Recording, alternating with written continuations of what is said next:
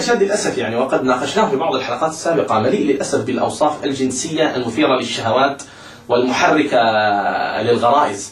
فيقول يعني أنا كنت أحبه لأنني عندما كنت أهم بأن أبعث برسالة إلى فتاة أو حبيبة أو عشيقة، فهكذا ما كنا نفعله بنشيد الأنشاد، نأتي بنشيد الأنشاد فنفتح نشيد الأنشاد ونستخرج منه الكلمات والعبارات ونكتبها للفتيات حتى يقعن في حبنا. أنت عينيك ككذا، رجليك ككذا، سرتك ككذا، نكتب هذا الكلام ونبعثه إليهم فيكون مراد الشيطان ولا حول ولا قوة إلا بالله، هذا ليس مراد الله. طيب نأتي إلى يوسف. It's the same question here, which is about prophets and the picture of prophets in the Holy Bible, which is for me as a Muslim it is horrible.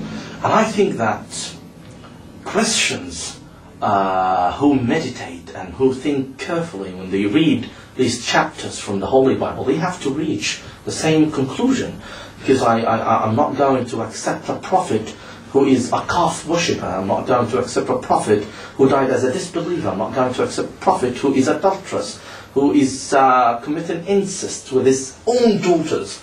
Okay, how can I believe him? So how did you used to look at these stories that fill the Holy Bible? The first day you read that thing, I was even surprised.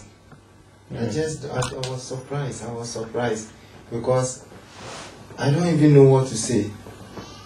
But the way the thing, we showed us the thing, this is why a drunkard and those things, I said, wow, how is this coming? I was surprised. So I was confused that day. I was confused. I don't know what to say. That is why I was sitting down quietly looking at you. I was totally confused. Yes.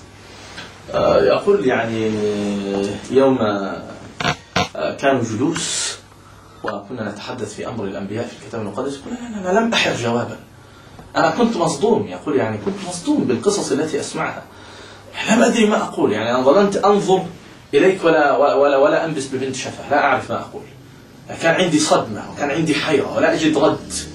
يعني والحقيقة يعني ماذا يعني بماذا سيرد المرء؟ يعني تذكر remember when I asked you a question, Yusuf, about a man who walks on the streets naked for 3 years, and you said is crazy, mad person, because it is impossible. يعني من المستغرب أرسلت رجل نبي يأمره الله بأن يسير عاريا في الشوارع 3 سنوات. هذا كلام مقبول يعني يقبله عقل الإنسان أن يسطر هذا الكلام في الكتاب المقدس وينسب ظلما وبهتانا وزورا إلى الله، إلى الخالق البارئ جل وعلا؟ حاشا لله. طيب عبد الله, like the turning point, when did you decide that this is the time that I should become a Muslim?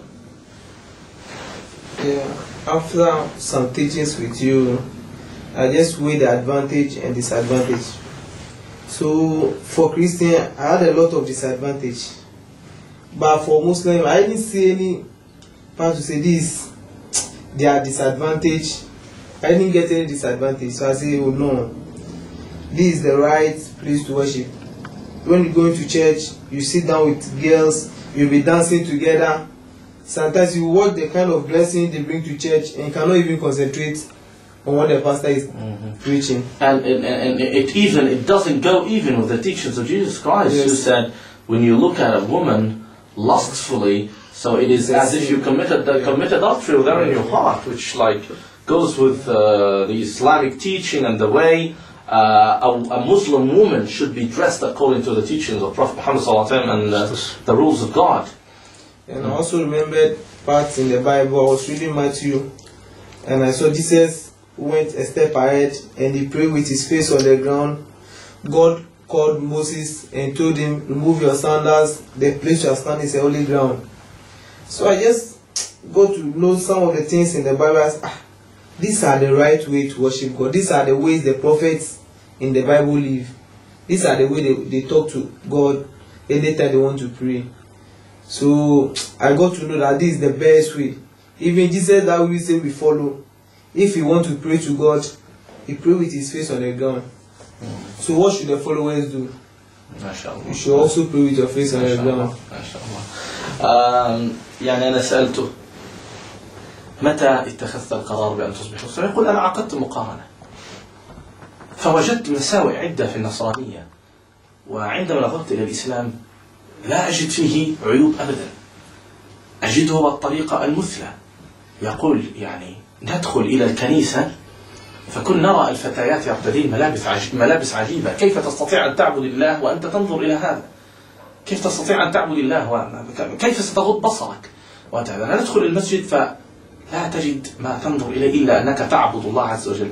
ثم إني تذكرت يعني أن موسى في الكتاب المقدس أمره الله عز وجل بأن يخلع نعليه في الوادي المقدس وهو ذاهب إلى الوادي المقدس. هكذا يفعل المسلمين، يتركون أحذيتهم ويدخلون إلى المساجد فيصلون. ثم إني تذكرت أني قرأت أن عيسى عليه السلام في الإنجيل كان إذا صلى لله عز وجل سجد على وجهه. يقول هذا هو الطريقة التي يصلي بها المسلمون، ونحن لا نصلي هكذا. إذا أردنا أن نعبد الله فلنعبده كما عبده الأنبياء، هكذا يعبدون الله، يسجدون على وجهه كما يفعل المسلمون. وأما هذا يعني and do you remember Abdullah, you told me about the story of the fetish things, yes. What they do, yes, just tell the people because so that they know. In Ghana, I think in most of West Africa, when you are going to visit a fetish priest, as soon as you get there with your slippers, the first word that you will tell is this, the place of the smaller gods. So remove your sandals or remove what you are wearing. You must not come here with your slippers or your sandals, or you have to remove it. How much more going to the house of God? So I got to know that to worship with removing your God, to worship God, you have to remove your shoes, because that's the most important thing when you want to talk to your Father, the Heavenly Father. يقول عبد الله يعني في غانا عندما يأتون السحرة، يسمونهم سحرة الفتيش وهم سحرة كفار عبدة أوثان، يقول عندما يأتيهم الناس ليطلبوا منهم أول ما يقوله الساحر يقول اخلعنا عليك أنت في مكان مقدس. يقول إن كان الساحر الكافر يفعل ذلك، إن كان الساحر الكافر يفعل ذلك، فكيف لا يستقيم الإنسان الذي يعبد الله الإله الحق أن يفعل ذلك وأن يزيل عليه إذا دخل ليصلي أمام الله عز وجل احتراما وإجلالا. يقول يعني هذا الأمر عجيب، يعني ندخل إلى الكنيسة بالأحذية، وأما المسلمون فسبحان الله نجدهم يخلعون أحذيتهم كما فعل موسى عليه السلام في الكتاب المقدس، ويصلون كما يصلي المسيح عليه السلام. So I'm going to move to you, Yusuf, the turning point, okay? The point that you said, this is it, I'm going to be a Muslim, this is the right way. The turning point is you told us even if we can't go to the mosques, because I was fully convinced with everything that you teach us, and you said if we find it difficult we can even wash our distance and bow down. It means you are teaching us how to worship. So in anything I used to tell you, you call God, and the way to worship. Because when we go to church, I ask myself, we praise, we do a lot of praises. So I ask myself, how do we worship? Because they said you should praise and worship. And to be frank, worshiping, Muslims worship a lot, because the way they bow down, it means we are worshiping someone who is God, the great, the exalted. So I just like the way you talked to us, and you said even if we can't, we should do what? Wash our bath and bow down to the Lord Almighty in our room. That is when I said no. You are really teaching us the straight path. That's what Alhamdulillah. You said that من خلال ما اكتسبناه من علم ومن معرفة ومن استماع إلى محاضرات وما إلى ذلك. يقول يعني كان كل التعليم متعلقة بالله عز وجل. إذا كنت في ضائقة اذهب وتوضأ واغسل يديك وتوضأ واسجد لله عز وجل. يعني عندما نذهب للكنيسة أكون في حيرة، أنا لا أعرف ماذا نفعل، يعني نحن نمجد أم نتهلل أم نصلي، يعني لا أدري ما يحدث بالضبط. عندما أنظر إلى المسلمين أراهم يركعون وأراهم يسجدون، فأشعر وكأنهم يعبدون شخصا، يعبدون رب العالمين. عندما حصلت على هذه التعليمات وعلمت وعلى هذه الأمور وعلمت بكل ذلك، عرفت أن هذا هو الدين وهذا هو الطريق وهذه الوسيلة والطريقة المثلى لعبادة الله عز وجل، فأخذت القرار بأن أكون مسلما. طيب، عبد الله، I know you used to hear the Holy Quran. The first time you heard the Holy Quran followed by translation, which means you heard the Holy Quran and you understand what was said exactly. How did you feel? I want you to describe that to me.